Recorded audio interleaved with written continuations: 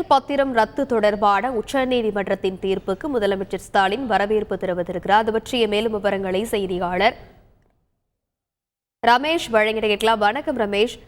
தேர்தல் பத்திரம் ரத்து தொடர்பாக முதலமைச்சர் ஸ்டாலின் தனது எக்ஸ் தளத்தில் என்ன தெரிவித்திருக்கிறார், அது குறித்து வரீங்க? வணக்கம். தேர்தல் பத்திரம் சட்டவிரோதமானது என கூறி உச்சநீதிமன்றம் ரத்து செய்திருக்கும் நிலையில் தமிழக முதலமைச்சர் திரு மு.க. ஸ்டாலின் இதற்கு வரவேற்பு தெரிவித்திருக்கிறார்.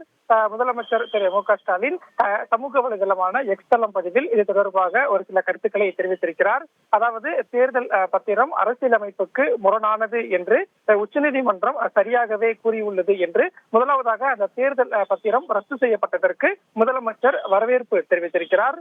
அது மட்டும் இல்லாம தேர்தல் பத்திரம் ரத்து செய்ததன் மூலம் தேர்தல் செயல்முறையில ஒரு நேர்மையான முறை இருக்கும் என்றும் அதுல கருத்து தெரிவித்திருக்கிறார். அதே போல உச்சநீதிமன்றத்தின் இது போன்ற உத்தரவு என்பது அரசியல் கட்சிகளின் ஜனநாயகத்தையும் சமநிலையையும் மீட்டெடுத்துள்ளது என்றும் முதலமைச்சர் கருத்து தெரிவித்திருக்கிறார்.